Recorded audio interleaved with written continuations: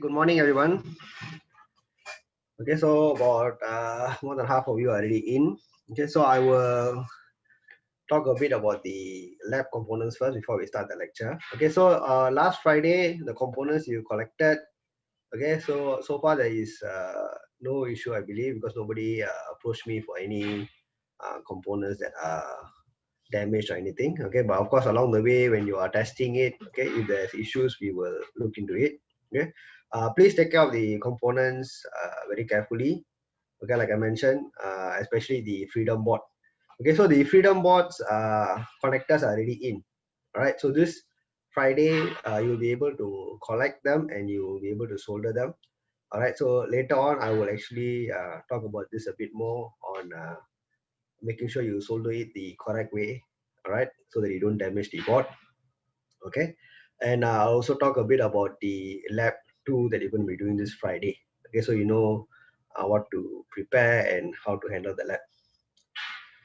Okay, so we're still waiting for a few more. So it's 9:01 now. So let's give another 1-2 minutes and then we will start.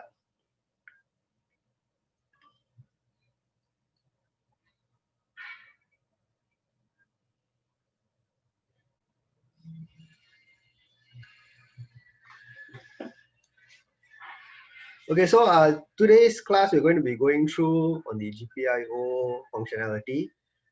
Yesterday I sent an announcement to you all to download the PDF files.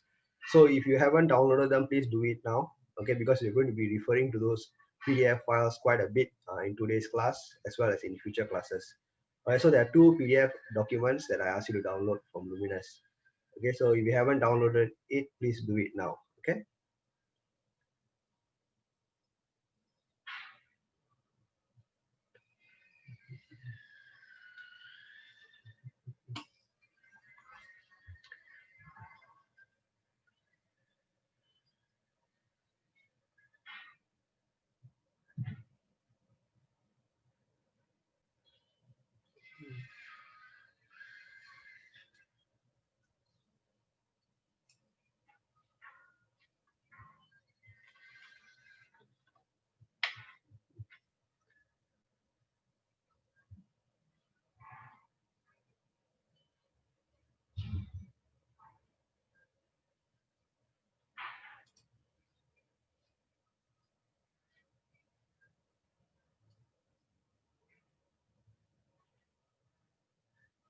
Okay, so let's get started.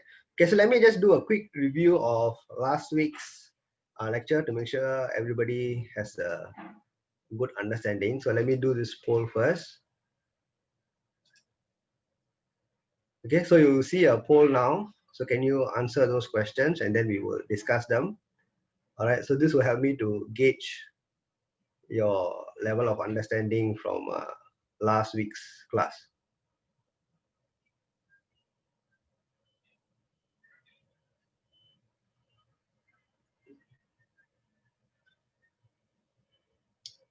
Okay, no need to rush. You can think about it and answer. Okay, there's no timing here.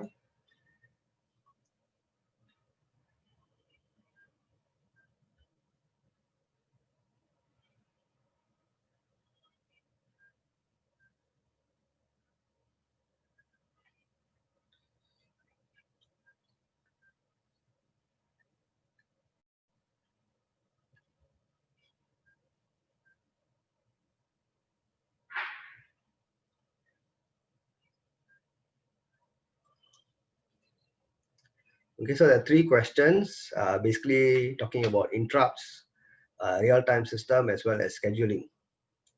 Okay, so you just answer based on what you think, okay, from last week's lecture that we had.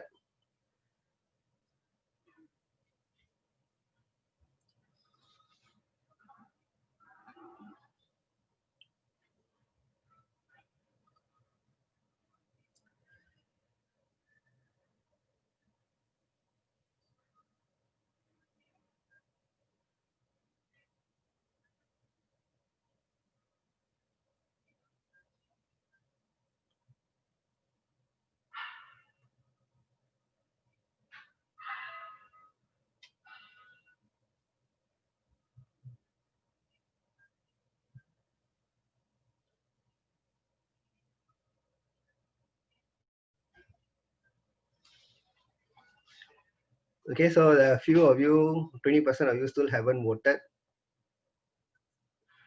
Okay, can everybody just vote your answers and then we can discuss this?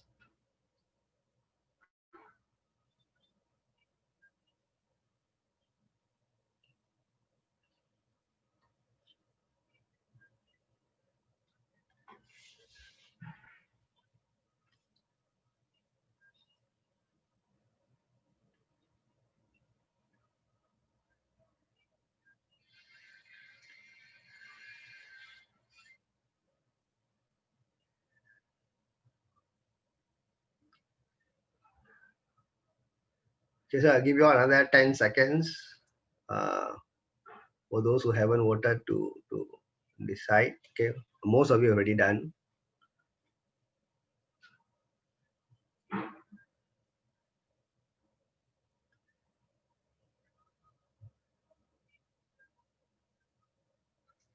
Okay, so let me end the polling. So 93% of you have already voted.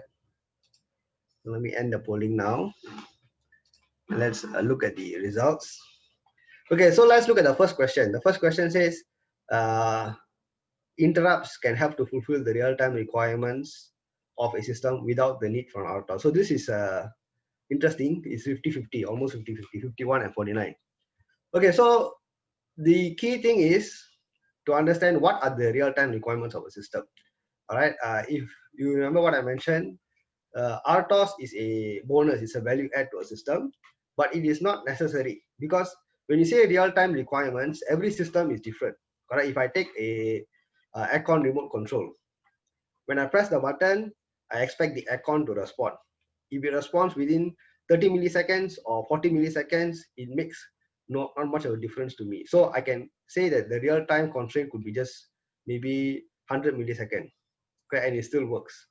All right, without RTOS, because a simple microcontroller with just interrupt capability can fulfill that timing requirement for me. Okay, because the system itself is not very complex.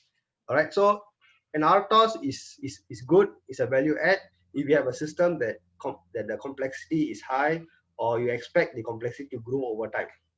Okay, but for a simple system, like what we saw that bicycle monitoring system, okay, your performance monitoring system or aircon control or something simple like that. Okay, you don't necessarily need RTOS. Okay, if you have a simple microcontroller and you have some interrupts, that could be enough to fulfill the real-time requirements of the system. Okay, so generally the answer is true. Okay, interrupts can help to fulfill the requirements even without the need of RTOS. Okay, so it all depends on the requirements of the system. Okay, so the keyword is what are the real-time requirements. So we need to analyze those requirements and then we will know whether we really need a RTOS or we don't need a RTOS. Okay, so that is my take on the first question. The second question, a real-time system is one that is able to respond as fast as possible to any input. Okay, so this is also, in a sense, a bit of interpretation. When you say respond as fast as possible, okay, is it really necessary to respond as fast as possible? Okay, when you say a real-time system, the idea of real-time is the system must be able to fulfill your deadlines.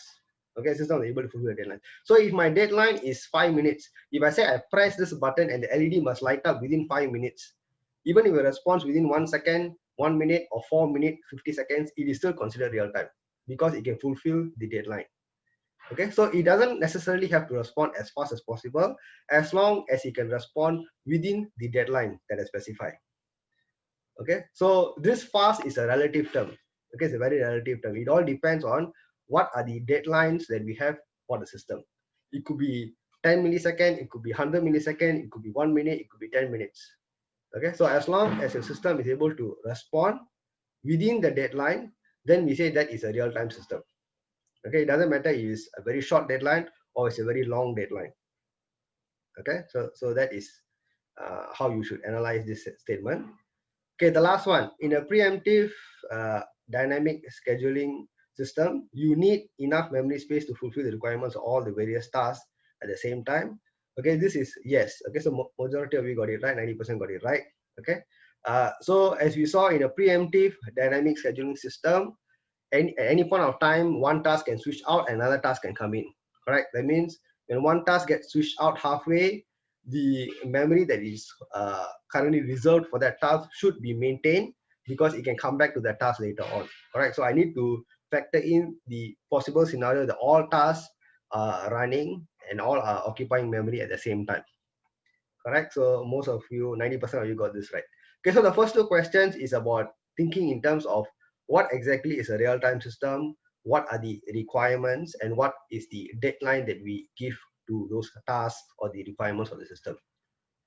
Okay, so I hope this sort of gives you a better idea, okay, of OS and where we are headed, okay, in this module. Okay, so I will stop sharing the results. Okay, so let's go on to our lecture slides for today. So let me share the screen.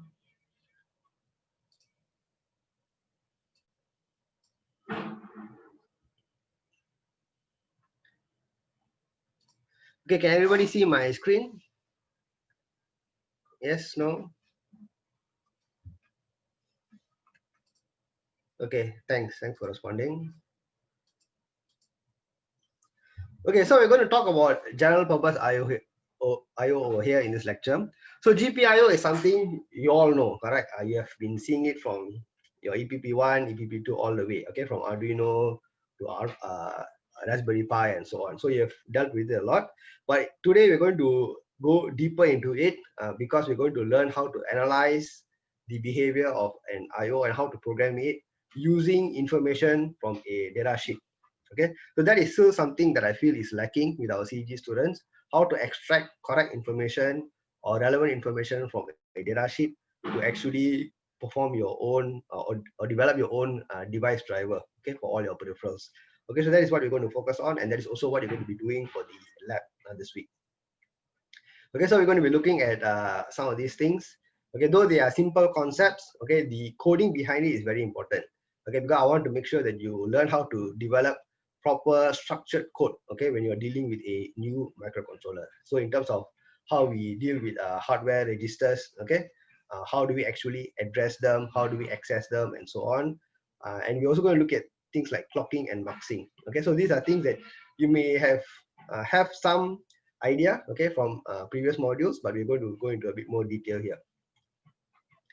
Okay, so let's look at this switch and LED over here. All right, so here you have a switch and you have two LEDs connected here. Okay, so what I'm going to do, I'm going to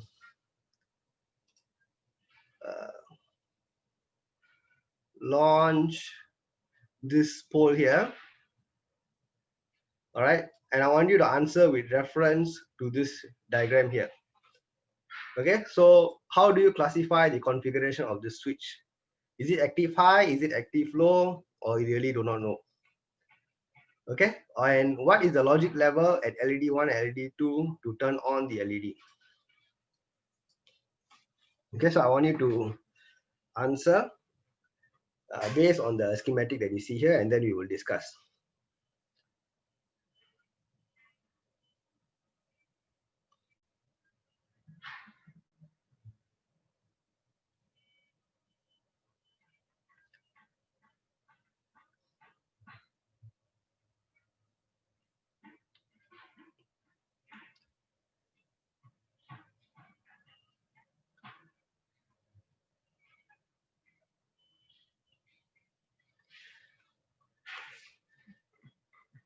Okay, so these are things you have actually seen before. All right, we have actually covered this before in our EPP both 1 and 2. All right, and it's a fairly simple configuration. Okay, so it's something you should know or you are expected to know. Okay, but if you do not know, no worry, we will deal with more such circuits in this module, and then you will learn how to analyze it better.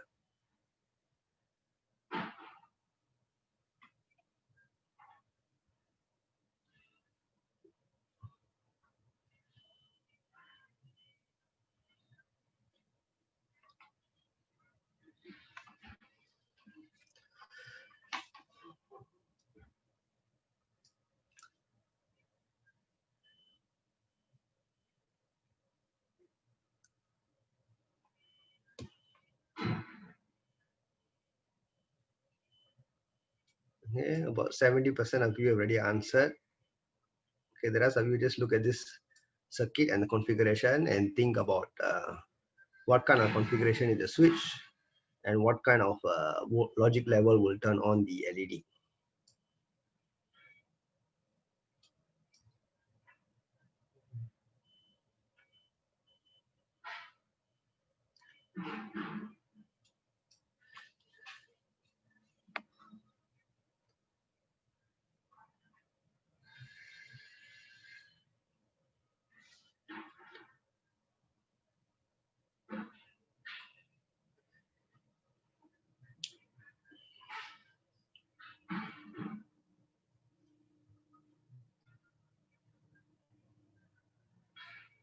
Okay, so I'll end the poll in another few seconds. So if you have an answer, please vote now. Okay.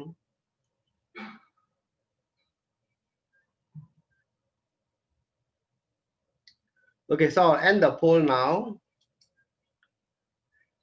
And let's look at the results. Okay, so these are the results that you have. How do you classify the configuration of the switch? Okay, 47% say this active high, 40% say it's active low, and 13% is active don't know. All right, so the don't know, okay, I hope you know after I explain. All right, so the logic level at LED 1 and 2 to turn on, 16% said 0, and 84% said 1. Okay, okay, so let's look at this. Okay, let's look at this now. Now, if I look at this switch in here, that means this is the point here.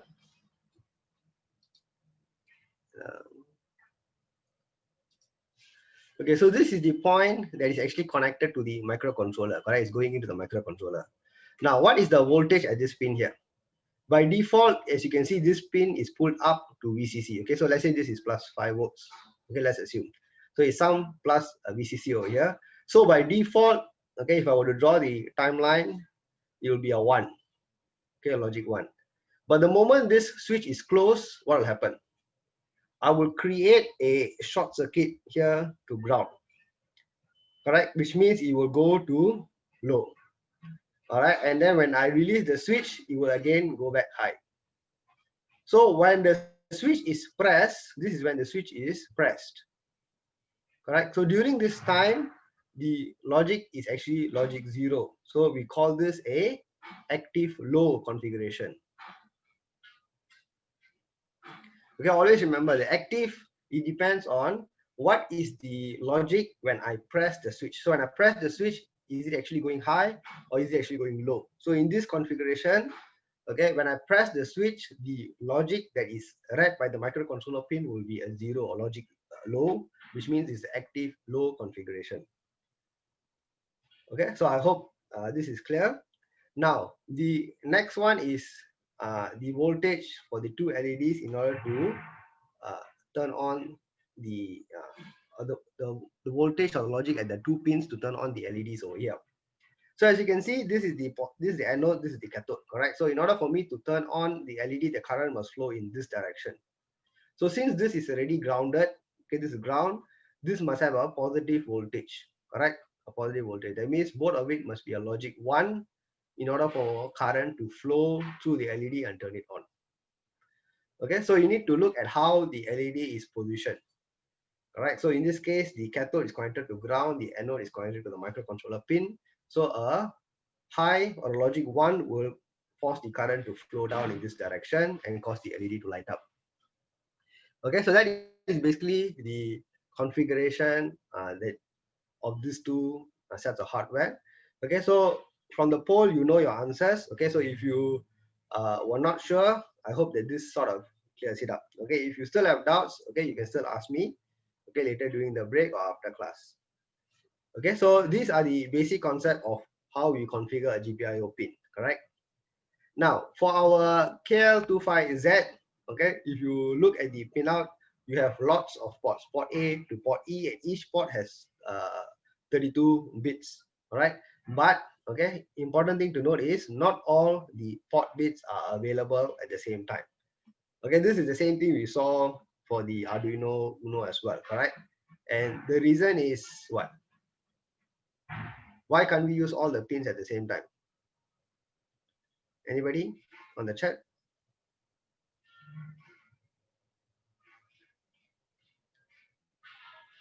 Package size, yes, true. We want to minimize the package size.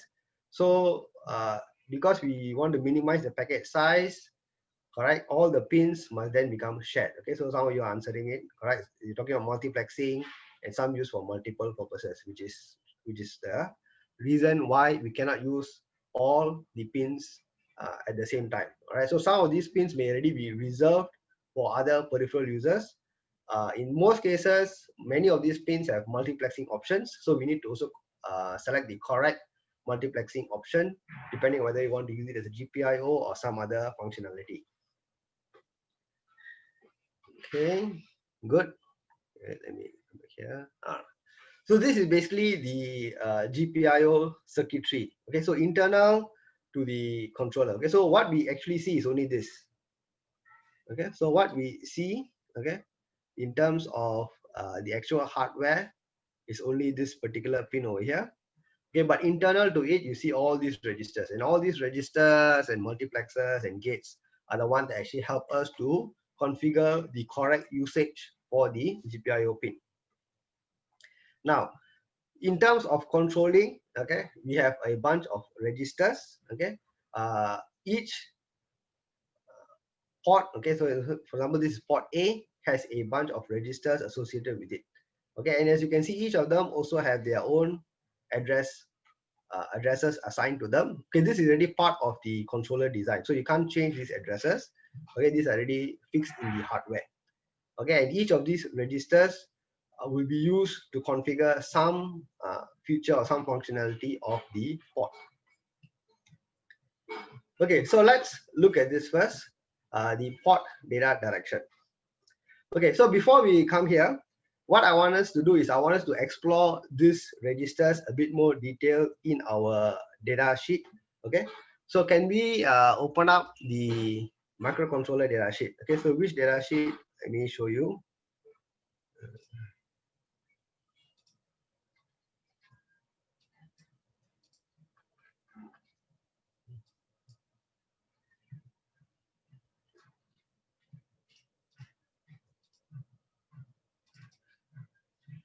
Okay, so this is the data sheet I want you to open up. So there are two data sheets there. One is the Freedom KL25Z, the other is this KL25P8. So this is the entire microcontroller's manual. All right, and every microcontroller has its own manual, which you must know how to reference when you want to know how to configure some peripheral. Okay, so this is important. So I want us to go through this process so that you understand how to actually pick up a data sheet and exploit it. Okay, so once you open up this, what I want you to do is I want you to find firstly the GPIO configuration chapter. Okay, go and find out what is the GPIO configuration chapter. If you have found it, you know where it is, you can put it up in the chat. Okay, if you want to find it on your own, then you just ignore the chat and you just find for it.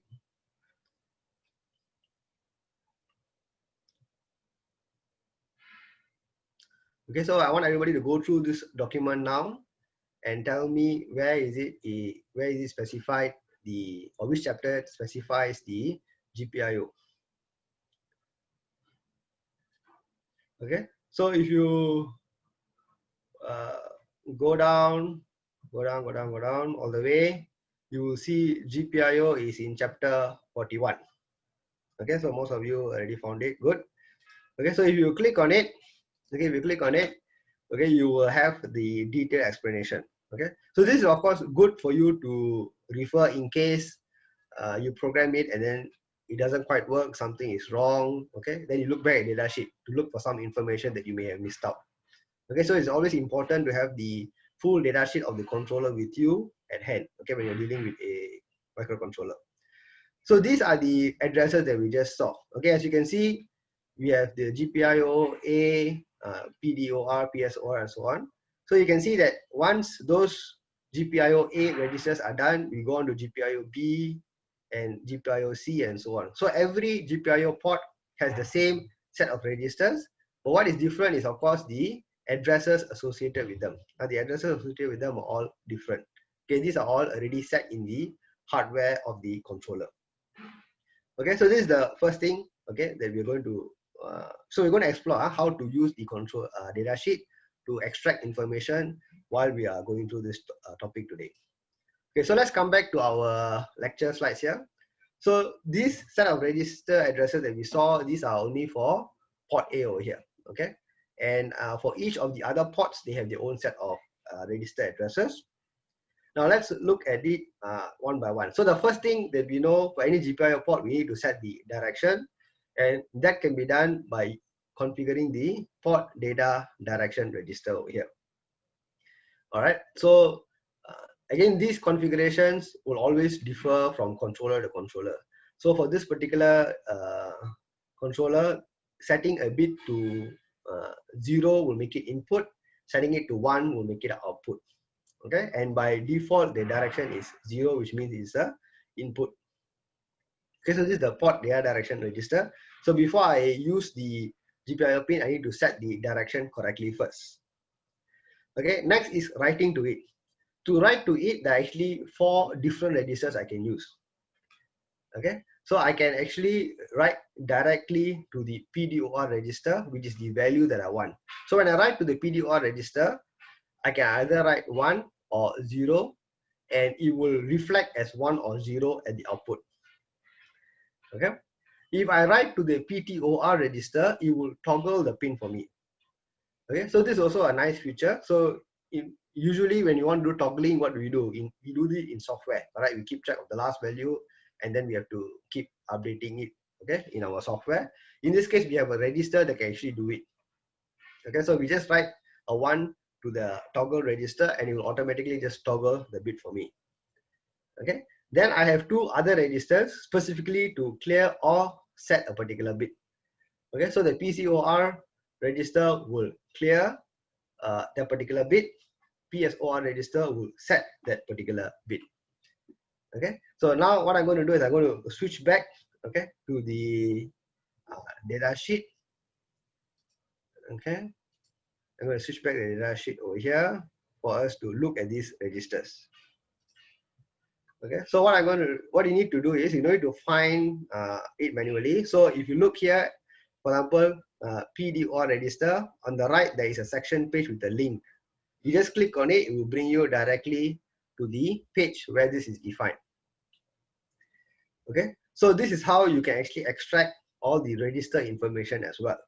Okay, so as you can see here, when I look at this register, 32-bit register, the behavior or the logic is actually explained here.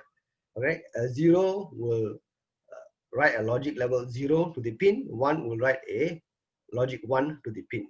All right, this is the PDOR register. PSOR is to set. So when I want to set the output, I must write a 1.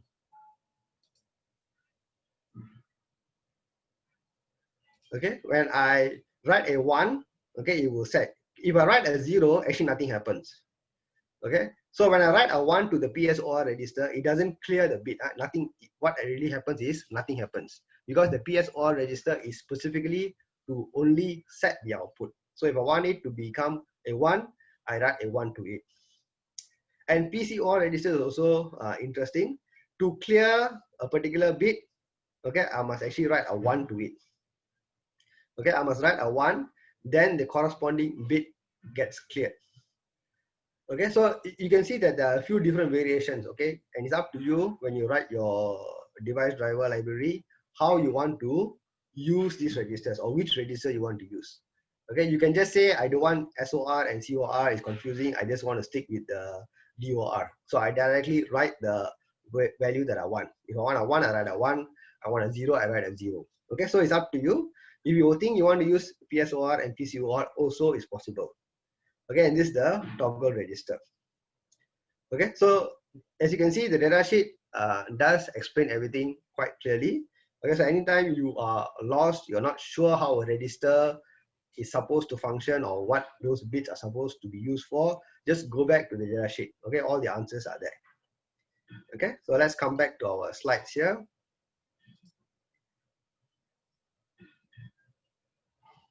Okay, the next thing is the when you configure it as an input. Okay, so when you configure it as an input, okay, you need to read the input value from the port data input register. Okay, so this register will actually hold the value that is being read at the GPIO pin. Okay, so let's look at this pseudocode here, where we want to set bits 1 and 2 for GPIO A for the data direction. All right, then you have port A bit 5, so this is 1 and 2 for port A. This is port A bit 5. You want to clear it. Okay, so when you clear it, you're going to set it as an input. All right, and when you set it, you're making it as an output. All right, and then here you have some pseudocode where you're saying that you initially you clear some bits or set some bits, and then you go through this pseudocode. Okay, so pseudocode wise, I'm not going to go through too much. Let's go on to the actual code for the microcontroller. Okay, because that is what we need to implement over here. Now, for the hardware registers in our controller, okay, everything is actually defined inside our header files. Okay, so let me open up our kill environment and show it to you.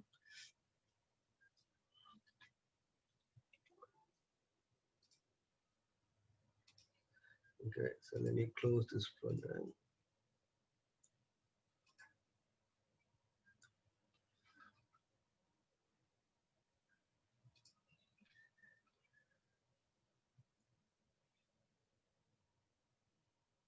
Okay, so this is basically the code from what you're going to be doing for the next this lab 2.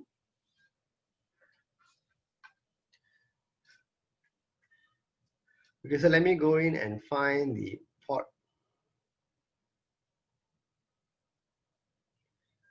configuration here.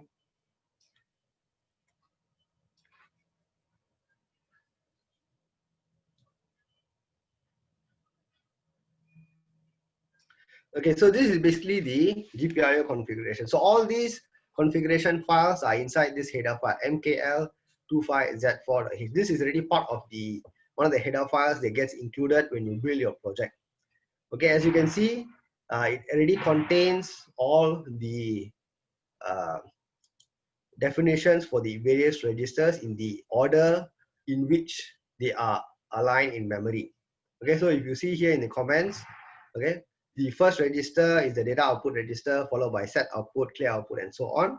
And all of them are 32-bit registers. Okay. Now, if you look at this definition here, __IO, if you go to this definition, okay, so there's a question. So to set clear, we can choose between using. Okay, so there is no particular convention. It's about how you want to design your own driver file. Okay, so you can choose to decide which of these registers you want to use. Okay, so imagine that I have created a library function, okay, called GPIO set port A to 1. So when I call this function, I want to set GPIO port bit 1 to a logic 1. So as far as the user is concerned, when I call this library function, this is the functionality I want to achieve. On your side, when you create this library, do you want to use this? You want to use PDOR, PSOR, or PCOR is something that is something you can decide. Okay, so there is no particular convention. Okay, it's up to you to decide as long as the functionality is fulfilled. Okay, similar to how we have been using Arduino libraries all the while. Okay, when we set something, when you call a library function, okay, input or output, we know that it works, okay, but we don't necessarily have to go into the library function to know how it works. But in our case, we're going to design our own library function. Okay, does the data output register store 1 bit or multiple bits? Okay, so each register is actually 32 bits, which corresponds to the 32 pins. Okay, so each of the registers, as you see, is 32 bits, and each of it is corresponding to each of the individual pins. Okay, so I will come to that in a while. Okay, now so over here, another thing is I was talking about this definition over here of IO and IO. So let's go to the definition here. So here is actually they have redefined. Okay, so let me zoom in. IO and O as volatile.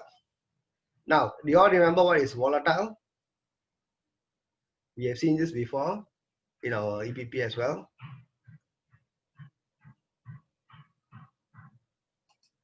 Okay, when should we use volatile?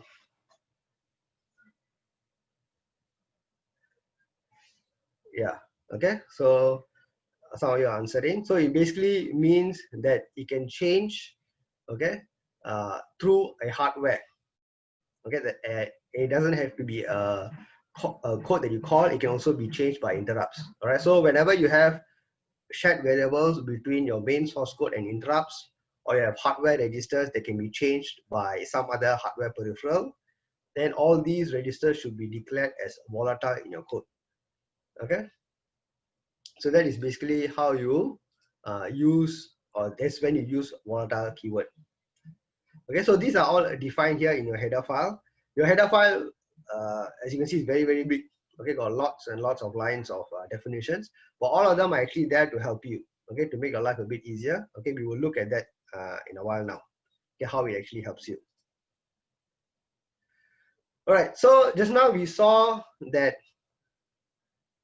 so John,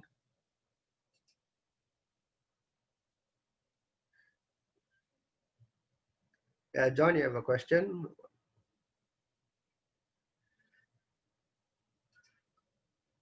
For the defines.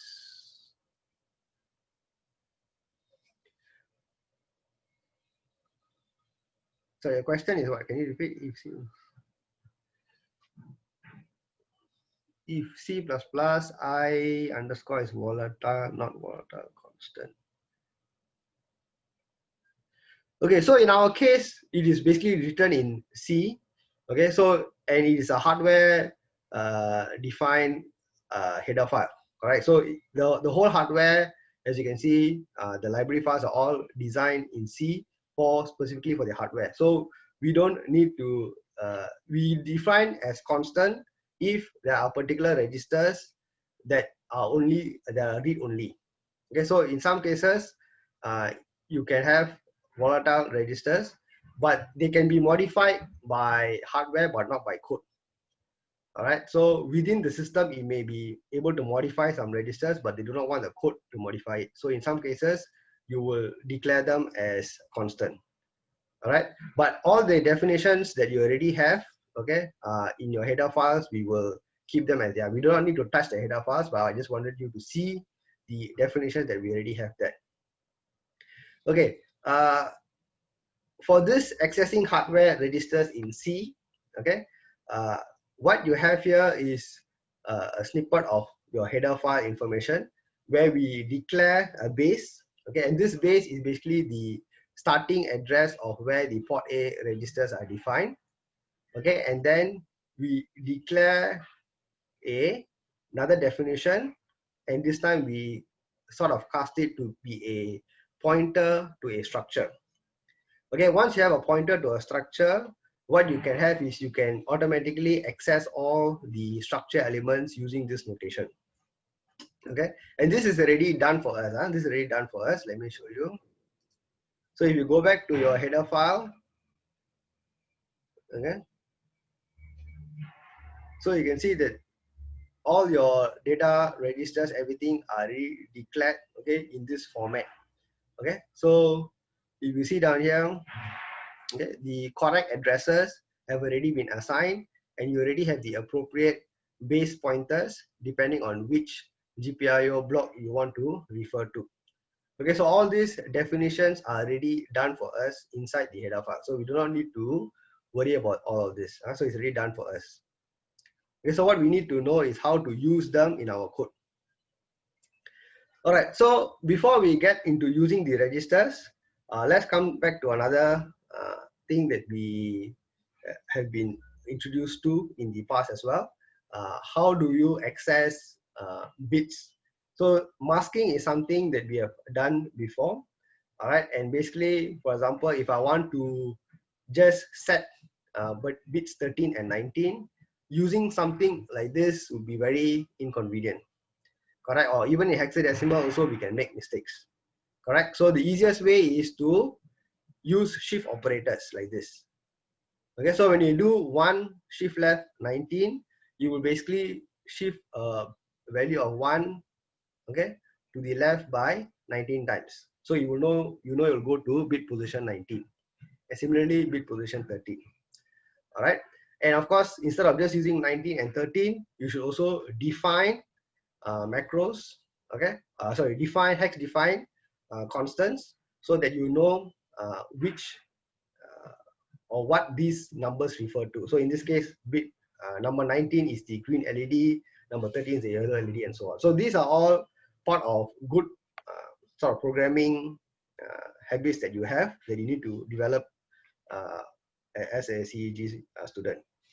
Okay, in terms of masking, you can create a macro like this where you call a mask function, all right, and the X that you pass in will automatically be shifted, okay, or will basically shift 1 to the left based on the X value that you pass in. All right, so these are all different ways of creating masks which you can use in your code. Okay, you don't need to follow these examples. If you have your own coding style of creating masks or creating bit shift and so on, you can also use them. Okay, but these are just ideas for you to experiment and try for our labs over here.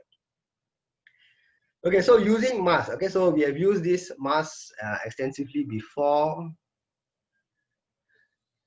Yeah, hex define will replace the values in compilation. Yes, correct. Okay, so using masks, we have used them extensively before. Okay, so in this case, this is to override. So you take the mask and the result is directly written here. So you override. If I want to just set particular bits, I use the OR operation, which we have used before. If I want to clear, I can clear using the AND operation. All right, so we already know if I OR with a 1, OR equals to a 1, then that particular bit will be a 1. Okay, wherever it's a 1, it will be a 1. If it's a 0, it is unchanged. Similarly, when I want to clear, if it's a 0 in that particular bit position, I will clear that bit. Okay, everything else will remain unchanged. Okay, so masking we have done before, all right, in our EPP module. So most of you should be familiar with how masking works. Okay, so let's look at this code over here to have an understanding of what we are trying to do. So here we have two definitions here, LED1 and LED2, value 1 and value 2, followed by switch 1 position, and we have also created a mask with the X. So whatever value I pass in, 1 will be shifted by that number of bits. Okay, now the first one is PTA PDDR. PDDR is your port direction register. Okay, port direction register. And I'm doing a mask of LED1 and mask of LED2, and then I'm doing a OR operation over here. So what is going to happen? Okay, so what is going to happen is for this first mask over here, I'm passing in a value of 1. So 1, okay, shift left by 1 bit. Correct? Shift left by 1 bit means you will come to 0, 1, then 0 all the way. Correct? Here will be mask or LED2. LED position is 2. That means 1 shift left by 2. Correct? 1 shift left by 2 means this is 0, this is 1, this is 2. So it will be 1, 0, 0, then again all the way here. And then I'm doing a OR operation. Correct? This is the OR operation. So the result I will get is 0, 1, 1, 0 all the way here. Okay, and I'm writing this to my port A PDDR register. Okay, that means for port A, bit 1 and bit 2 is now being set as output. Okay, because writing a 1 will make it a output. Okay, so that is the first line over there. Now, the second line over here, I'm doing a complement of mask switch 1 position.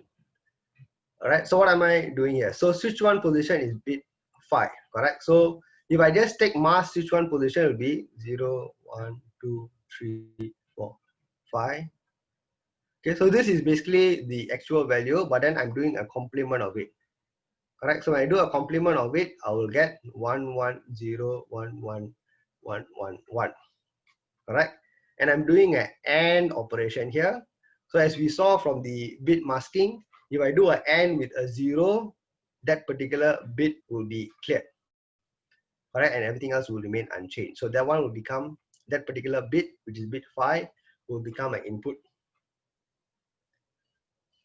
Okay. So this two lines here is to just configure our directions correctly for the switch and the two LEDs.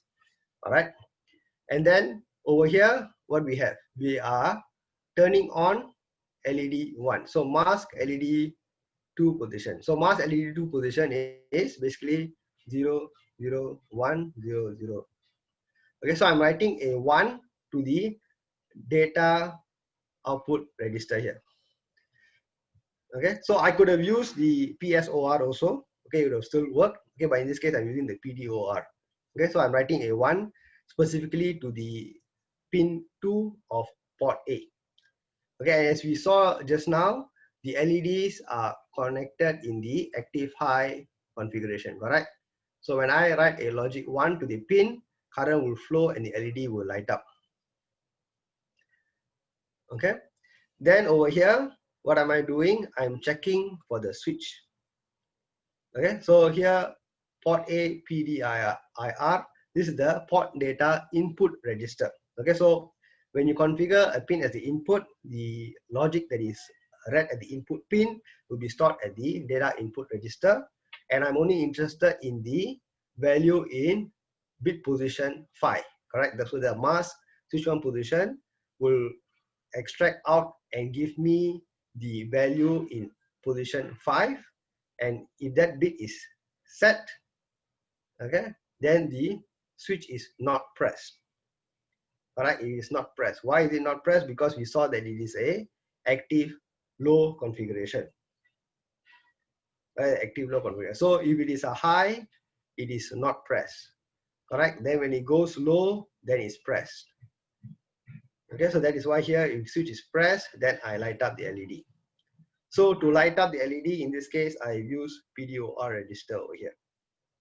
You can also use PSOR and it will still work. Okay, so this is a very simple code just to give you the idea of the steps involved. Okay, so as you can see, the first step was to make sure you have proper definitions for your LEDs, your switches, and masks, and so on. And then, so this is the first step, your definition. Then this is your second step, which is your input and output configuration. Okay, once you do your input output config correctly, then this is basically your logic of how you want the behavior to be.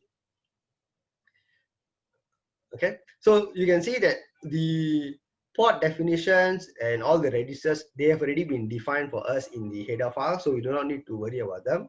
As long as we know how to use the correct definitions and the correct masking, then the rest is our normal coding and the logic that we want to implement. Okay, so that is our simple code, okay, to match the hardware that we saw in the beginning slides, okay, the switch and the LED. Yes, you can use PSOR as well, correct. Okay, so like I said, you can use PSOR, you can use PDOR, it's up to you, okay. In this case, it is a direct implementation of controlling the GPIOs, okay.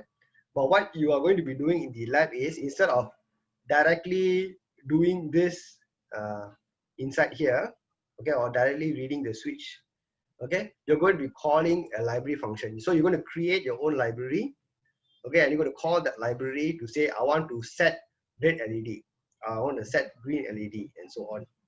Okay, so you will sort of abstract out this low level implementation from the user side. Okay, so that is what you will be doing in the lab exercise. So when you do your own device driver, you can decide which registers you want to use for the coding.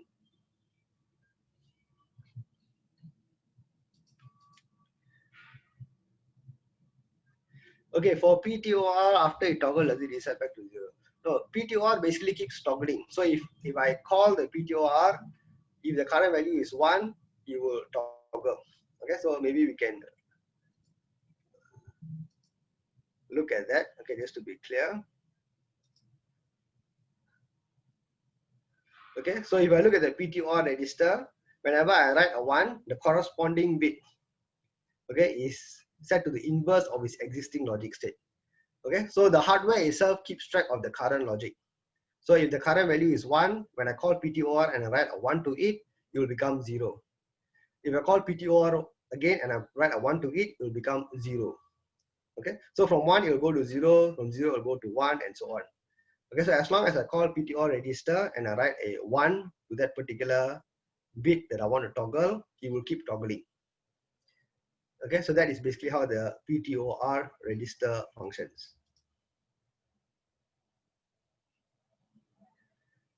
Then if you leave PTOR set, okay.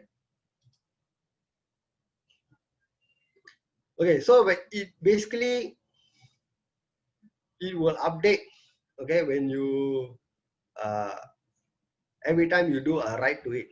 Okay, so if you keep it 1, it will not keep toggling. Okay, so it will always update when you keep writing a 1 to it. Okay, so if you write it one time, it will toggle. If you write it again the next time, it will toggle. Okay, so it will not just write one time then you keep toggling. Okay, if not, then every time you toggle, it will just forever toggle, correct? So you need to write it one time, you will toggle one time, and then you need to do another write one more time, then it will toggle again. Okay, so that is how the register works. Okay, so don't worry, you will have you'll be able to try this out very soon. Okay, in this week's lab. Okay, and for this week's lab, we'll actually be using the RGB LED on board. Okay, and we will see how it works. Is the toggle immediate? Yes, it's immediate. Okay, so it's basically just like a normal instruction. Okay, so the moment you execute the instruction, the hardware will take effect and you will see it happening. Okay. Okay, so the next part is on the clocking. All right. What I will do is I'll give you all a short break now. Okay, so now it's 9:53. Okay, we'll go for a short break, about 7-8 minutes. Around 10 o'clock, we will resume, and then I'll talk about clocking. So clocking is an important part because we need to make sure that the device is actually clocked. I mean, the peripheral block is actually clocked before we can actually start to use it. Okay, so we are going to discuss that after the break. Okay, so I will stop the sharing first. Okay, you can go for a short break. We'll come back around 10, 10:01, 10:02. Okay. Prof. Yeah. Can you run through masking a bit? I kind of forgot most of it. Okay. Quick recap, Okay. yeah, will be good. Okay, so I'll go through the masking, but those of you who want to go for a break, just go for a break. Okay, I'll just go through the masking over here again.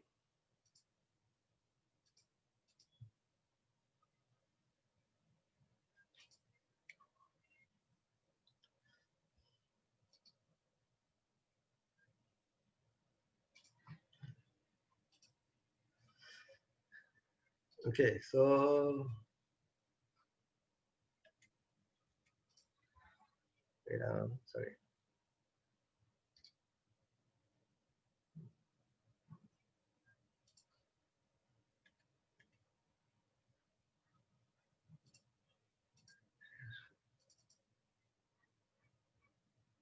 Okay.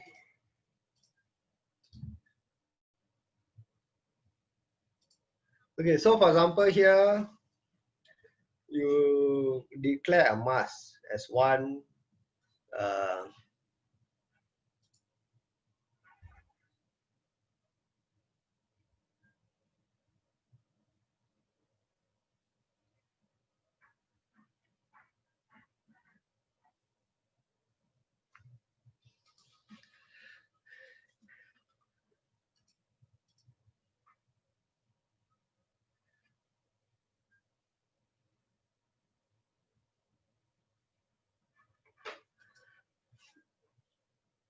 Okay, so some of the questions in the chat later I will address after the break. So over here we have a mask. Okay, so you have 1 shift left by x. Okay, so for example, if I pass in a value of 2, okay, so 2 will shift, 1 will shift left by 2 bits. Okay, so if I were to look at the register here, okay, so this is 1, I'll shift left by 2 bits, so it'll come here. All right, 1, 2, so the 1 will come here. So the actual value will now be 0, 0, 1, 0, 0, all the way something. Okay, now if I were to take this, okay, and I say that this is now my mask. So okay, so I call this mask 2, for example. And if I take mask 2, okay, and I do a OR with my port data direction register for A, for example. Okay, so what will happen? That means in my port data direction register, whatever is the value in bit 2. So my port data direction register for A, okay, so it's a 32-bit register, but okay, so there are some values here. So we do not know what are the values. So over here there is some value in bit 2. But when I do a OR operation with mask 2, okay, so mask 2 will have a 1 already set in this position here. Correct. So the other bits are all 0, but here there's a 1. So when there is a 1 there, what happens?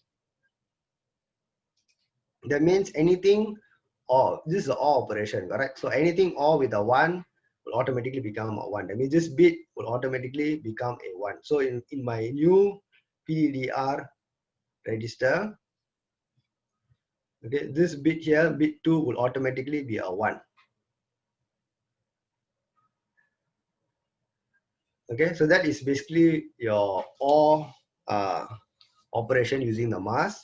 If I want to clear this bit, okay, the same PDRA, okay, let's say in bit 2, this bit 0, this bit 1, this bit 2, and I want to clear this bit, okay, what I must do is I must do an AND operation. So I must take PDRA, I do an AND operation with the complement of mask 2. Okay, why complement? Because the same thing, okay, so there's an X over here, and if I do a complement of mask 2, what will happen? Mask 2 originally it is a 1. Then if I complement, it will become a 0. So the rest will become a 1 here. So when I do an AND with a 0, what will happen? Okay, the result of this would be that your PDDR register over here will become 0 in bit 2. So that is basically how the concept of masking, correct? You have a multi-bit register, 8-bit, 16-bit, or 32-bit or whatever, and you just want to set or clear particular bits in that register. So that is where you use masking.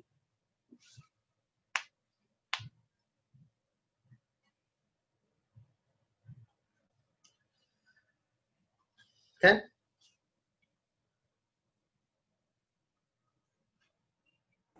Yep, thanks, Prof.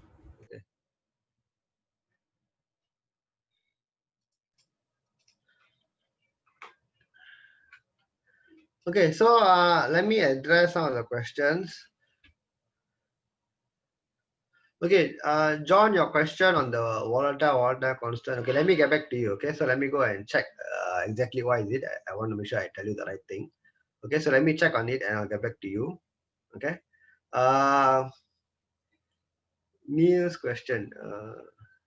Okay, so all these registers are physical registers. Okay, that means they're actually there on the microcontroller. All right, so that you when you write to them, you're actually writing to the actual registers on the controller. Okay, what is one UL? Okay, the UL is unsigned long. Okay, it is just a convention that most developers use. You do not need to put it, even without putting UL, it will still work. Okay, so no issues. All right, but I just left it there because But if you refer to most reference texts or reference books, you see that they have a common practice of putting the UL there. Okay, but it is the same with or without.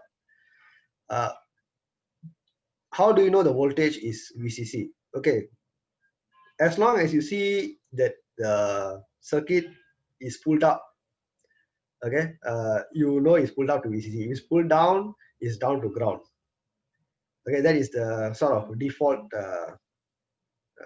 circuit convention. Okay, whenever you see an arrow pulled up, okay, it is going up to VCC, and VCC of course is defined by the circuit's VCC. So it's not always 5 volts, but in this case it could be 5, it could be lesser than 5 or something. All right. Do we need to,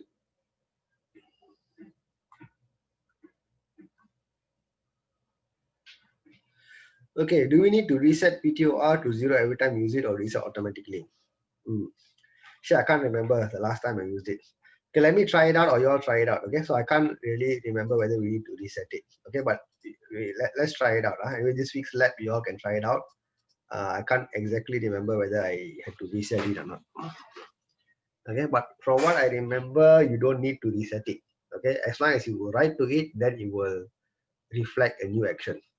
Okay, that's what I remember using it. Okay, but anyway, please do try out all these registers, okay, on your own or in this week's lab. Okay, I will show you what to do.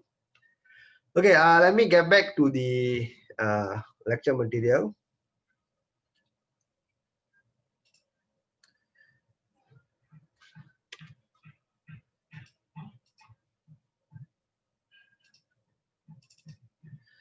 Okay, okay, now this is the important thing. All right, unlike your Arduino, Uno, and other microcontrollers you may use, by default, many of the peripheral blocks in this Freedom board, the Cortex M0 Plus, by default they are switched off. Okay, so you need to enable power to these blocks. Okay, so it is done intentionally because you want to save power. Okay, so you do not want to power up all the peripheral subsystems if you're not going to use them. Correct. So by default, most of them are switched off. So you need to make sure you power up that particular module and then you can start using it. Okay, and in order to power up a particular module, okay, there are a bunch of registers called the SIM SCGC set of registers. All right, so let me show you these registers inside our data sheet over here. So you know, okay, so this is important. Make sure you know exactly where to find this in your data sheet.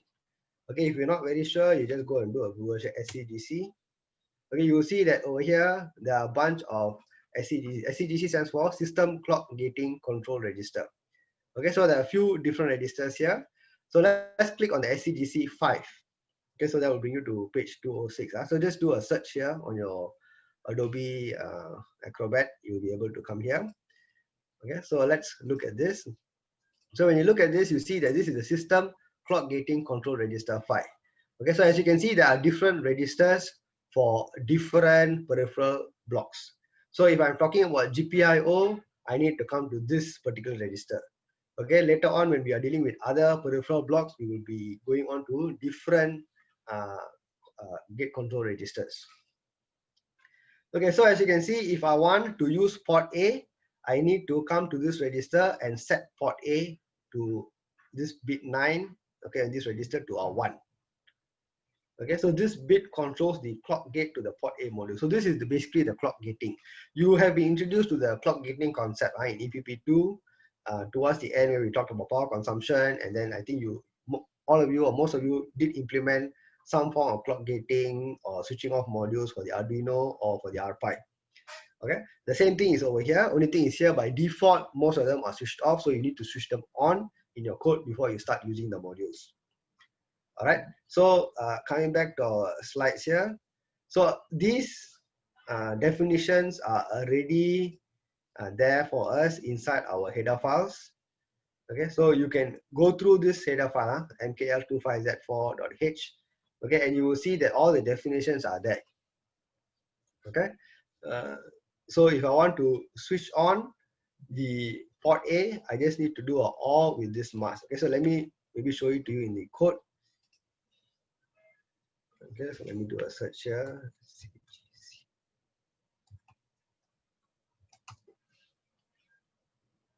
Okay, never mind.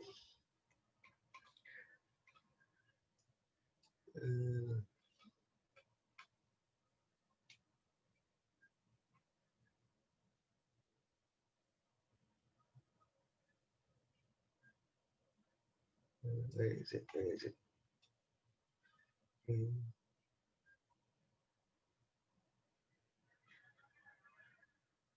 Yeah, it's here.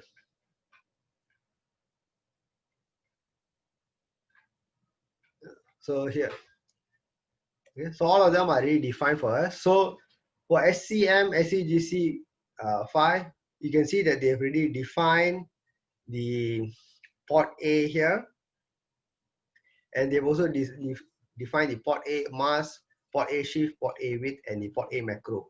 Okay, so the definitions are there, and the macro is also here. Okay, so you can see that when I pass in a value here, what it will do is it will actually shift. Okay, so maybe I'll do it here in the code.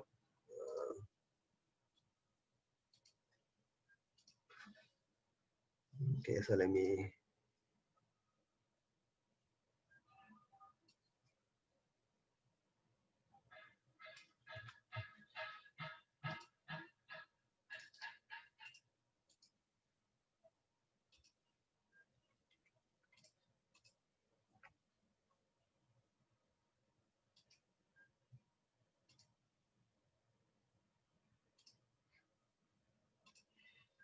Okay, so if you look at this, basically what is happening is you have a port A mask that is at this particular bit location. And what is this bit location here? This is, if you look at the count, this is 0 to 3. This is 4 to 7. And this is the bits, which is 8 to 11, correct? So port A shift is 9 bits. Okay, so you're going to shift 9 bits starting from here. All right, and then your port A width is 1. Okay, so even though this is okay, so this is 8 to 11, but this is actually going directly to which bit? This is directly going to bit 9, correct? Because 7, 8, 9. This 2 is 0, 0, 1, 0. So this is bit 8, this bit 9, bit 10, this bit 11. So this is the bit we're talking about, correct? Bit 9. Okay, and you only need a single bit, so the width is 1. Okay, so when I pass in a value here, when I call this macro, and I pass in a value of 1, when I pass in a value of 1, what will happen? I will take this 1 and I will shift it by how many times? 9 times, correct?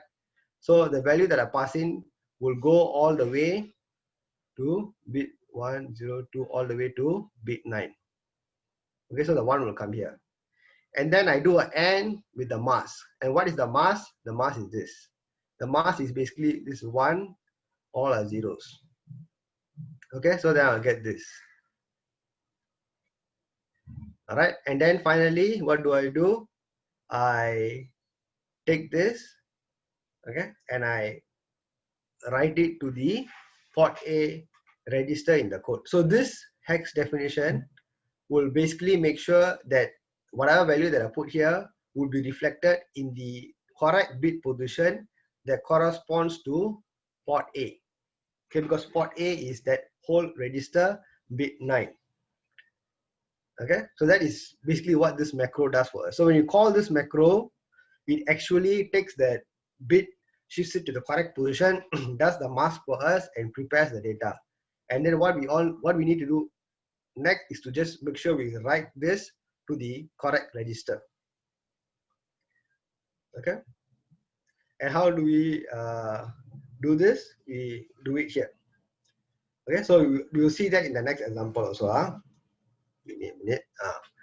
So just now we talked about, so we will come back to this clock gating later when we look at the final code. Now, just now also we talked about the multiplexing option. So as we know, every pin has multiple configurations, and we need to make sure we also select that pin that we want to operate in GPIO mode. Okay, so each configurable pin has a pin control register associated with it. And this is an example of a pin control register. Okay, and as you can see, this pin control register has a total of 32 bits. Okay, 32 bits to perform different type of configurations. The one we're interested in now is this, which is the mux. Okay, and the mux is basically 3 bits, and the 3 bits here, which is bit 8 to bit 10 inside the PCR register, configures the functionality in this case. Okay, so if I were to take this example here, okay, so maybe let's go back to our data sheet, okay, to look at maybe in particular port A. Okay, so let's come back to our data sheet over here. Okay, so let's go and look for PCR register. Let me see, where is that?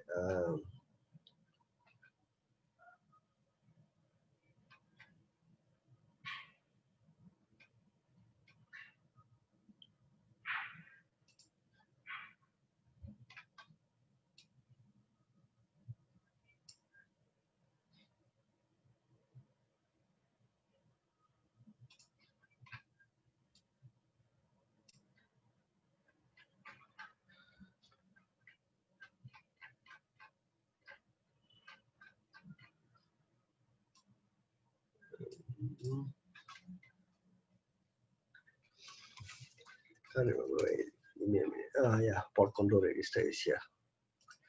Okay, so this is the pin control register for each of the bits. Okay, so as you can see, this if you look at the register list over here, where it is.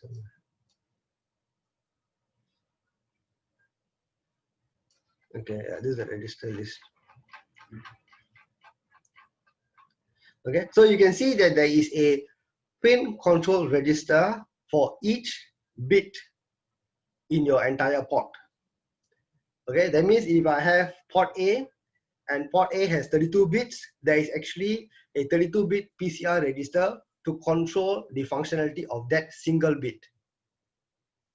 Okay, so let me repeat that. There is a full 32-bit register called the pin control register to control the configuration for each individual pin. So for port A, there's 32 bits, means there are 32 PCR registers associated with that port alone.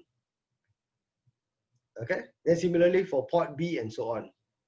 Okay, so for each pin, you can individually configure. So it's not a general configuration. You individually configure the multiplexing operation for each pin, okay, that you need to control. Okay, so again, you can look through here. Okay, so let me come back over here.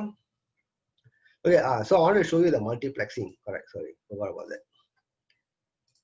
Come back here.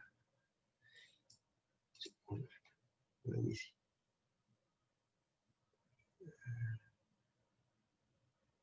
Is that?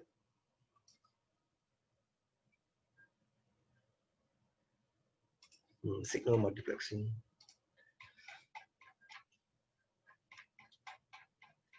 Yeah, so this is the multiplexing and pin assignment, 10.3, section 10.3. So for example, if I were to look at port A, okay, port A bit 1, bit 2, okay, so you can see that I need to configure different, there are different configurations for it, okay, and by default, this is the pin name. So there is a default configuration, there's alternate 0, alternate 1, alternate 2. So some pins can have more functionalities, up to 8 different options. Okay, some may have just 1 or 2 or 3 options, okay, depending on what they are used for. So if, for example, I take this port E20, I can use it as A to D converter, I can use it as a normal port E pin, I can use it as a timer pin, I can use it as a UART pin, and so on. Okay, so there are multiple functionalities which I need to configure correctly inside my alternate pin mux configuration here. Okay, so I need to look at that table just now I showed you. and I need to say that, okay, now I'm going to use this particular pin in GPIO mode. Okay, so I need to make sure I use the correct configuration here. Yes, correct. So Colin, what you mentioned is correct. Each pin has a pin control register, and by configuring the multiplexer bits over here in that particular PCR register, you will decide how you want to use that particular pin. So if I want to use this port C pin 7 as a normal GPIO, then it has to be selected with a value of 001 because this is alternate 1. Okay, if I want to use it in SPI mode, then it's alternate 2 and so on. Okay, so I need to make sure that the mux bits correspond to which alternate option that is represented here on this table. Okay, so that is the pin control register. So again, all these are already defined inside your header files. Okay, the mkl25z4.h header file. Okay, so everything is already defined there. We do not need to redefine it. We just need to make sure we use the correct register. So in this case, there is already a PCR register that is already defined. Okay, so this is just now what we talked about. Okay, so for each of the ports, there is already a definition. So this basically behaves as a pointer to a structure, correct? Because you are declaring a base address with a structure type, okay, and as a pointer. So subsequently, you use port A as the base to reference the various registers, okay, from that port A base address. Okay, for PCR configuration, this is basically how you do it. Okay, so as you can see, port PCR mux will take the value that you specify here, shift it by how many times? 8. Why 8?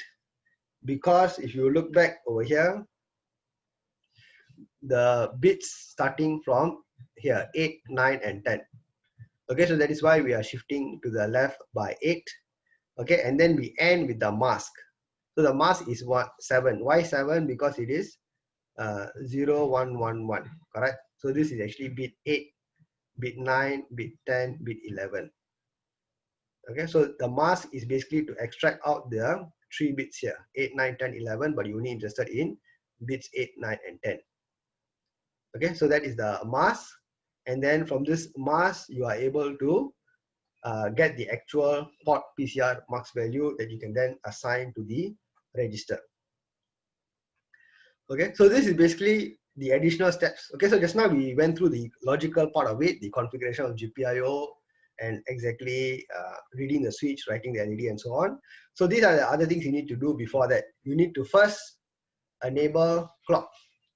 If there is no clock, it's not going to work. Okay, so you need to enable the clock, okay, based on the setting the port, that particular port bit to 1 inside that SCGC register. And then you want to configure the GPIO. So this is the power, okay, or the clock. Okay, and this is the mux. Which multiplexer option are you selecting? All right. So in this case, this AND with port PCR mux mask. So when you do an AND with the complement here, what are we doing? The port PCR mux mask is what? Is this. Okay, so when I do a complement of this means I am clearing the 3 bits. Okay, so this will make sure that 0, 0. Okay, wait now. This will make sure that when I do a complement here, what will happen is 1, 1, 1, 1, 1, 1, 1, 1. Then I'll have 0, 0, 0, then 1, 1, 1, 1, 1. Okay, so the bits 8, 9, and 10, okay, will become 0. So when I do an AND with this, okay, the PCR register, the 3 bits, bit 8, 9, and 10 will become 0. So I clear it first, and then I do a OR with the new mux setting. So if it's a 1, that means I'm going to now configure it as a alternate option 1 or 2 or whatever. All right, so this is basically the way in which you clear the mux bits first, and then you set a new value to it. All right, to make sure it reflects the correct multiplexer option that you are choosing, okay, for your program. Okay, so that is basically what the steps that you need to do for the lab this week. Okay, so I'll be going through the lab manual. Okay, I just got a few more slides here, but these are just quick revision only to make sure you remember some of these basic concepts. Okay, 1 and 0, we know is logic. Okay, but in terms of voltage, it sort of corresponds to the voltage of the supply, okay, that your controller is running on. Okay, Arduino Uno used to run runs on 5.5. Sorry, runs on 5. Your Raspberry Pi run on 3.3. Your this microcontroller here, okay, what does it run on? Okay, we will see in a while. Okay, another thing that you also want to take note of is when you drive LEDs, all right, try to select the appropriate resistor value, okay, to make sure that your LED's brightness is appropriate and you do not overcurrent, drive it with too much of current. Okay, so again, I will not go through these details. These are basic circuit analysis which we have done before. And this part is basically driving a speaker, okay, for example, creating a square wave and converting it to a sort of a sinusoidal wave using RC. Okay, but again, we will not be dealing, I will not go through this so much because speaker will actually use PWM later on. Okay, so you can use PWM or you can use manual toggling, up to you. Okay, but we will cover this later in another chapter. Okay, so I will not go through that. Okay, so this is just to give you a heads up on some other additional configuration in PCR, which we will come to it later on. Okay, there are three additional things that there's a few. One is IRQ. Okay, so in the next lecture, when we're going to talk about interrupts, we're going to be looking at how to configure these bits to make sure that we select the appropriate interrupt capability of that particular pin. So that is the IRQC pin. So that is also under PCR register. The other thing is pull up. Okay, pull up or pull down selection. Okay, by default, a GPIO pin, okay, it may not hold any value if it's not connected, but if you want it to hold a default value, you can either pull up or pull down and enable it. Okay, this is quite useful in cases where you want to connect a switch, all right, but you do not want to put an external resistor. You can actually use the built-in resistor, okay, through the pull up or pull down. Okay, so this is something we will be also doing in the next lab, I think, not this week, the next week. And the other one is drive strength. Okay, if you are driving some load which may require a higher current, okay, you may sort of enable this feature, but this is only available on some pins. Okay, so not all GPIO pins may have this high drive strength capability. Okay, you may see it in some pins, not in all. Okay, so these are just some additional things that I just want to give you a heads up on. We will cover this in more detail in subsequent classes. Okay, so let me go through the lab tools manual and the code first to give you an idea of what to expect, what to do. Okay, so let me close. This is our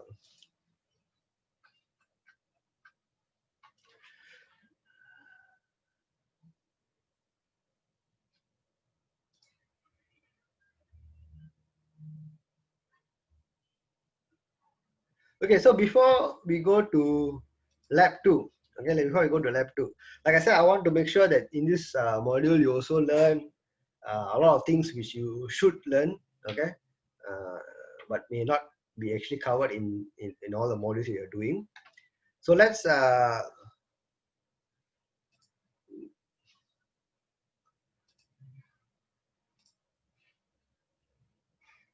okay, so what I want you to do now is I want you to open up your other PDF, this PDF.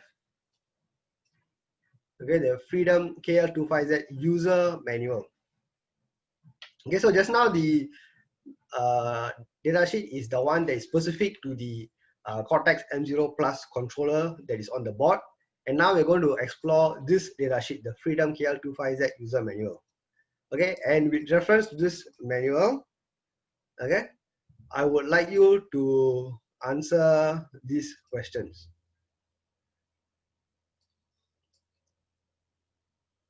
Okay, so I've launched the poll. Okay, look at the manual and I want you to answer these two questions.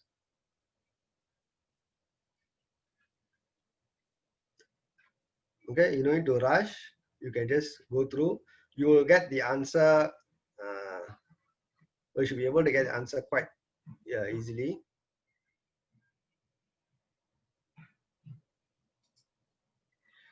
Okay, so let me end the polling now. About 85–86% have replied. So let's look at the results. Okay, what is the required supply voltage? Okay, so the top two contenders are 5 volts and 3.3 volts. Okay, configuration of the RGB LED. Okay, on the Freedom board, majority about 58% say active low, and rest some say active high, some still do not know. Okay, so let's look at the first one, required supply voltage for Cortex M0 Plus microcontroller. Okay, so let me stop sharing this. Okay, now let's look at our data sheet here. So this data sheet is particular to our Freedom board that we have. Now, if you look at the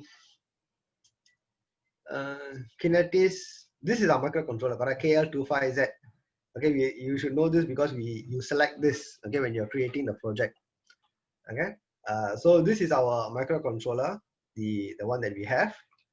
Now, if you look at it, the supply voltage coming in is what? Is 3.3 volts. Okay, though you have 5 volts, you have V in, you have other things coming in, it passes through a 3.3 volt regulator and then it comes in. Okay, we can also refer this to our power supply schematic over here. So if you look here, okay, let me explain this. You can see here that you have a supply voltage that can come in, okay, and this is the 5 volt SDA and 5 volt KL25Z. These two are actually referring to the two USB connector ports on your board, okay, and eventually all this goes into this regulator here. Now NCP 1117, can anybody tell me what is this chip supposed to do? NCP 1117. You have actually have you seen this before? I think you've seen this or something similar before. A 3-pin chip with input and output with a center ground. Okay, I believe we have seen a similar chip before in EPP. Can anybody tell me what is this? Correct.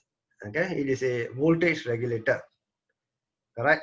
So this voltage regulator, okay, so if you look at the data sheet, okay, it is basically you have a lot of variations to provide fixed output voltages. Okay, so depending on which particular model you choose, you can get fixed output voltages for your circuit.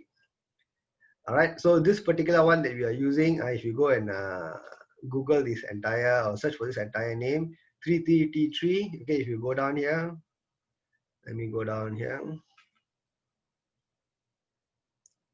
Okay, 33T3 over here, you can see the output is 3.3 volt.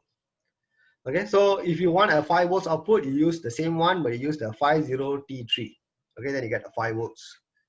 Okay, so you need to choose the correct regulator for the board that you're going to, the power that you need. All right, and I think yeah, some of you mentioned just now, correct, Neil mentioned 7805. Use 7805 in CG111. And this 7805 is also what has been issued to you in your project kit, correct? So you're going to be using the 7805 regulator, and I'll explain, in the future why we're going to use this. All right. Okay, so this chip here is a regulator chip. Okay, so when you are designing a microcontroller board on your own, okay, you are definitely going to have a supply that may be larger than what you need, correct? You may connect a 9 volt battery pack, you may connect maybe 4 AA batteries and so on. All right, so that voltage will never exactly match what you want. So that is where a regulator comes in. So the regulator gives you a fixed output. So you need to sort of use the correct regulator depending on what output you need. So in this case, we need a 3.3 volt output. So we're going to connect, get this as the output, which will then be supplied to the KL25Z as well as the debugging module. Okay, so that is the first question. So I think most of you got that right. Now the next one is the LED configuration. So if you look at the LED configuration over here, if you scroll down, yeah, okay, you can see that for all these three LED, what do you observe? You observe that the three anodes here, the three anodes are tied together to a positive 3.3 volts, which means if I want any of this LED to light up, I must make this low. Okay, I must make it low. Then only I can actually see the LED light up, because all the anodes are interconnected to a positive 3.3 volt. Okay, so this is what you call an active low configuration, because to drive the LED, I must write a 0 to the pin. Okay, I must write a 0 to the pin to drive the LED. Okay, so that is basically what you call a active low configuration. Okay, so please learn to be familiar. Okay, what is active low, what is active high, both for input devices as well as output devices. Okay.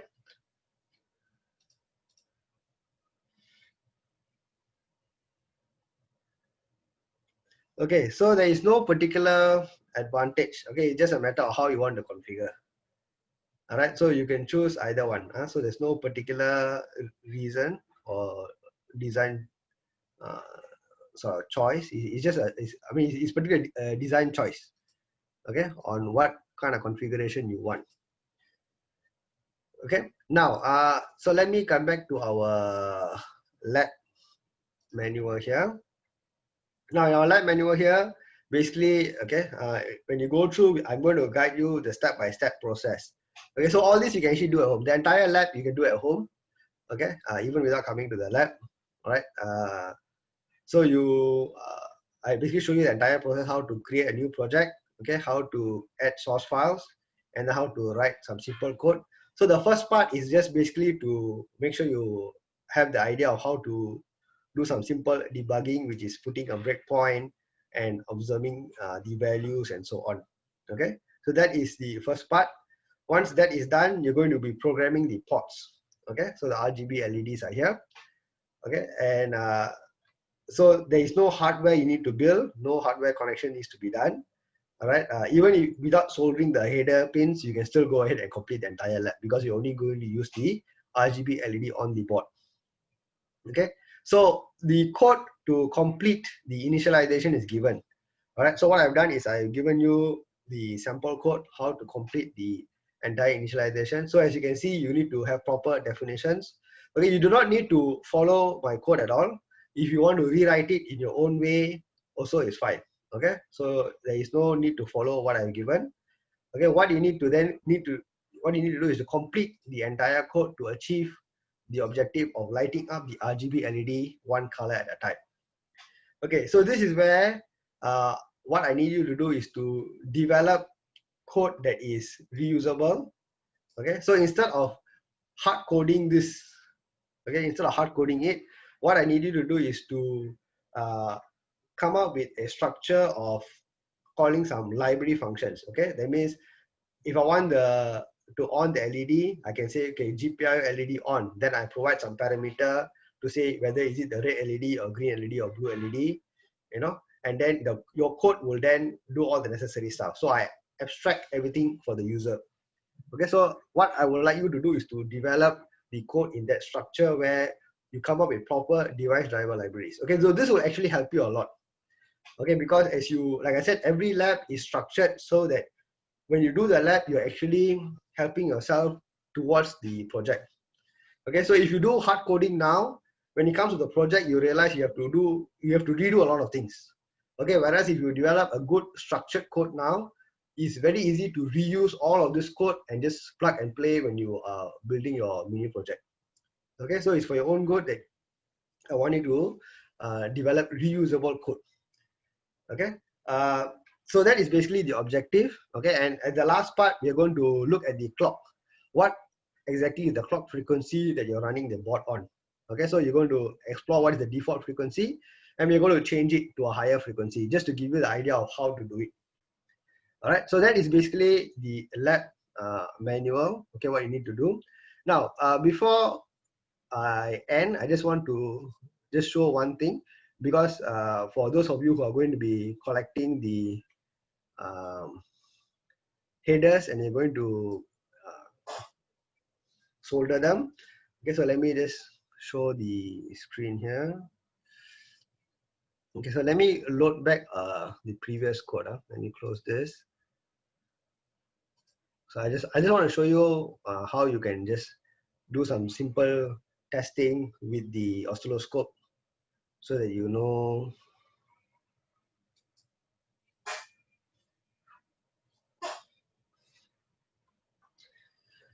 Okay, so this is the default code that you did in lab 1.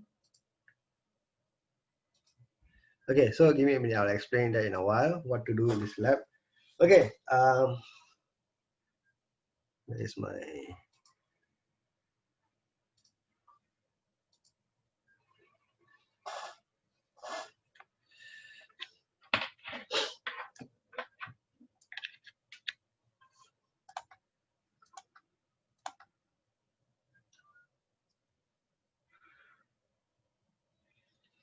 okay, can you all see the screen with the board? Yes. Okay, good, thank you. Okay, so basically what I want to show you is, okay, so what I observe is when you collect the board, okay, you will see that there are, okay, this is what happens when Google tries to decode your sentences on its own. Okay, so even without saying okay, Google is did something. Okay, yeah, so you will see that there are solder pads on this side and the other side. All right, this is what I observe. Okay, so please make sure that you put your header pins over here, and then you solder them on the side at the back. Okay, where the holders are there. Okay, the mounts. All right, so this will make sure that it's easy for you to connect your pins. Okay, once you connect your pins this way when you solder them, all right, what you will observe is, okay, you need to put this, okay, let me,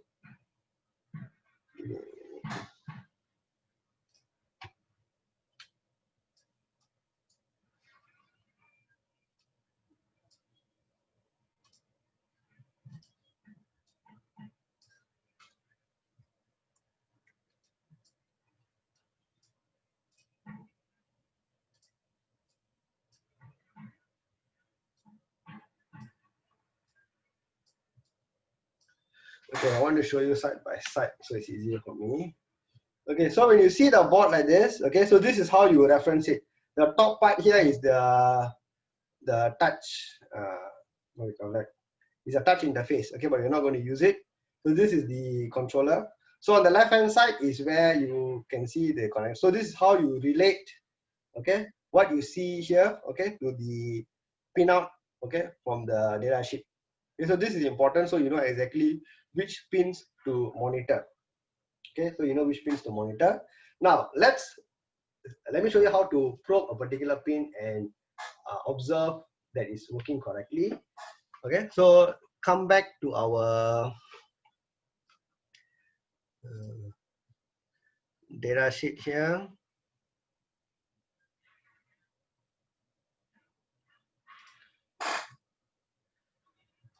Okay, so we see that our code is supposed to, our default code is basically controlling the 3 LEDs. Okay, so these 3 LEDs are connected to where? These 3 RGB LEDs are connected to these 3 pins, port B18, port B19, and port D1. Okay, so if I want to see these 3 pins, I need to make sure that these are out on the header pins.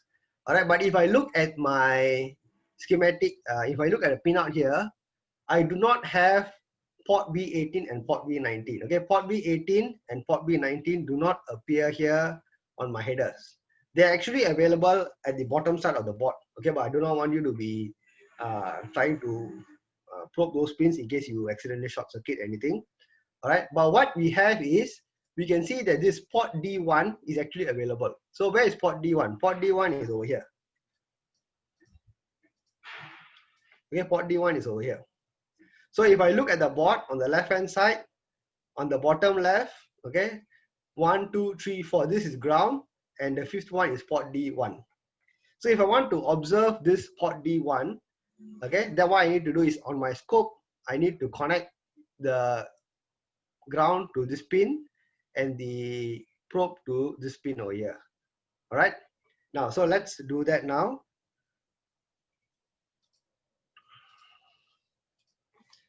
Okay, so I'm going to take my scope here.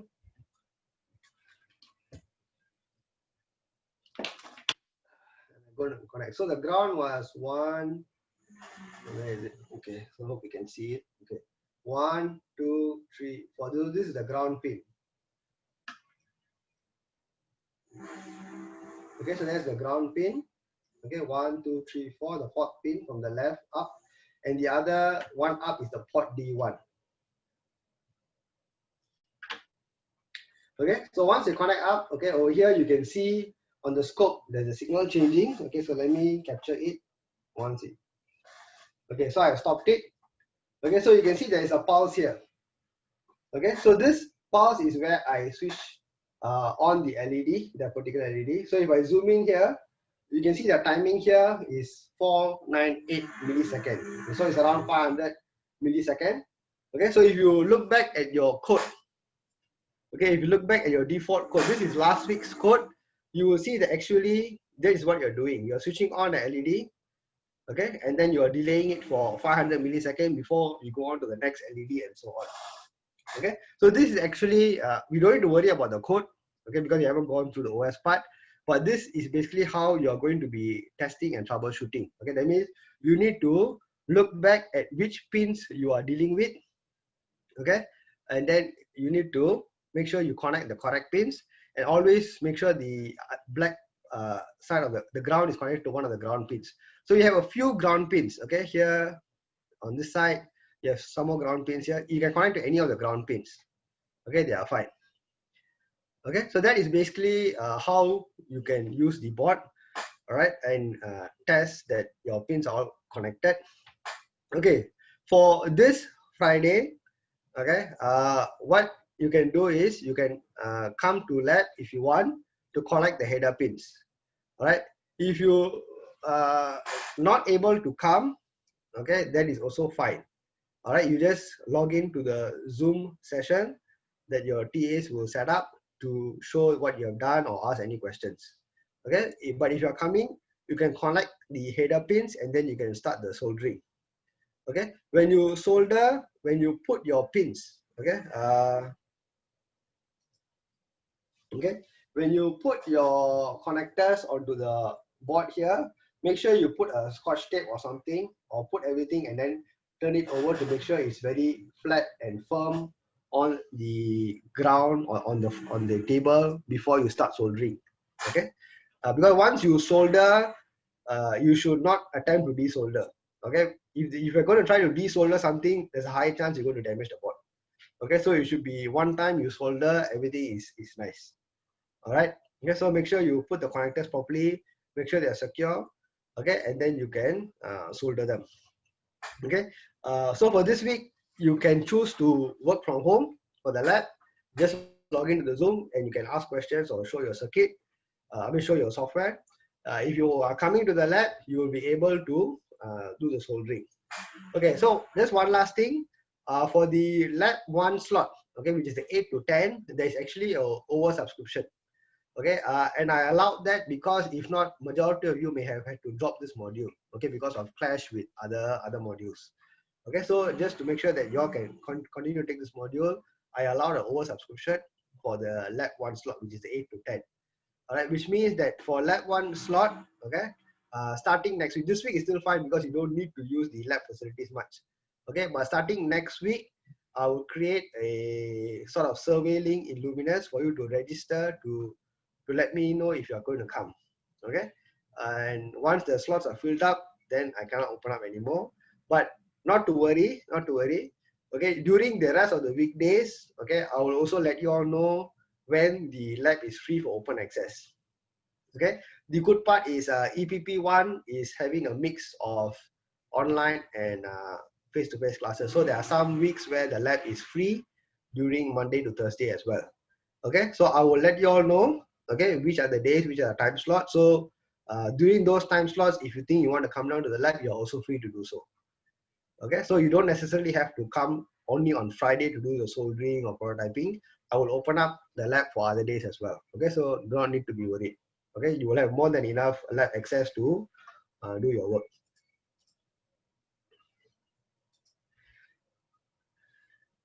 Will we go through the practices in writing a library? Okay, we will. There are no particular practices. I would encourage you to just try out and see how you want to write your own library. Okay, maybe I can just show you an example, okay, from my own code, okay, so that you have an idea how to do it. Okay, so Neil say, I know the rubber feet are very close to shoulder pads. I think the rubber feet so far are fine. There's been no issues because of the rubber pad.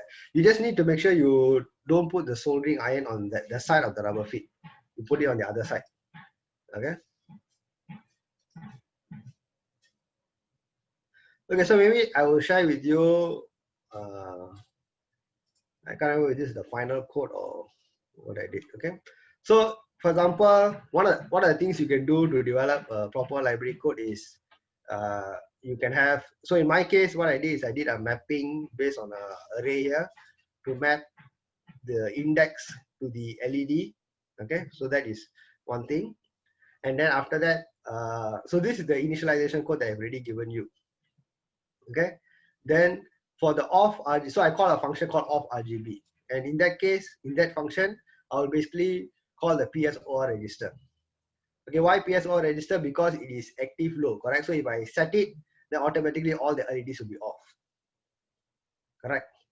So then I have a function called LED control, which will basically interpret the color that I send to set or clear the appropriate LED. Okay, so it's not a hard-coded, so depending on whichever color I send in, it will call the appropriate case over here. Okay, so this is one way of creating a library function. Okay, so the delay routine here I will send to you all to use. Okay, so you will need to create a separate delay function. Okay, to circle through the LED blinking. Okay, so inside the main function you can call the LED control, and then after you finish 3 LED, you go back to 0, right? And then you have a delay over here. So this is one example of creating a library function. Like I said, you can create it your own way. The whole idea is, as far as the user is concerned, he's only going to call a function. Okay, he's going to call one function to say initialize GPIO. He's going to call another function to control the LED, correct? And then when I call a function, I just tell the function which LED I'm talking about. Okay, and then that particular LED, library function will take care of the rest. So that is how you develop a library function. You abstract everything from the user. Okay, just imagine that now you are using Arduino. So you, without knowing the details, you call a function and it just works, correct? So the same thing here. You call LED control, you just pass in which LED and it should just work. Okay, so you develop the back end. Okay.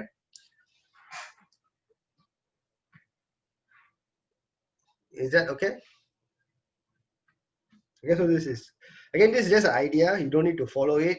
Okay, you can have, if you want, you can split it up into one library function to on, one library function to off, or you can have one library function with on and off. In this case, for me, I never put on and off separately here. I just off everything or just on a particular one. Okay, so it's not a complete library function, but it's just enough for the current requirements. Okay, so you can always expand it, make it better, which you'll actually do in future labs as well. Okay, so again, all these are just for you uh, to practice and to keep track. Okay, you want to version control this project on GitHub. Okay, for now, I think you just need to commit this your main C file only, because we will not touch any of the other files. Okay, so your main C file is basically all the changes for now. So you can just keep that in your GitHub if you want to keep track of it. Okay, so we are almost at the end of the time here. Okay, when we create library functions, do we need to make separate implementation interface files? Okay, so for now, there is no need to do that. All right. Like I said, we will create the libraries based on the functionalities that we want. All the hardware definitions are already given to us. So we just focus on the functionality and we create what we need to do. Yeah, so those who have to leave can leave now. All right, I will still hang around for a while more. Okay, if you have any other questions, you can ask me. Okay, as usual, I will do the editing and then upload for you all to view. All right. So all the links are actually in your learning flow. Okay, so if you go to, okay, there are no lab reports to be done. So I already removed the lab reports requirement. You just need to do a lab demo only. Okay, only a lab demo. Okay, so let me share the. So if you look under, if you go to your module under learning flow, for each week, for week 1, the lectures, video recording link will also be updated there. Okay, so for lecture week 2, the link is there. And for week 3, for this week, once I'm done with the editing, I will also upload here. Okay, so anytime you can just go back to the module overview, the learning flow, and you can actually see the various video links there. Okay, so sorry for holding you all up for the full 2 hours. If anything, you can always stay back and ask. If you have other classes, please proceed. Okay, so thank you, everyone.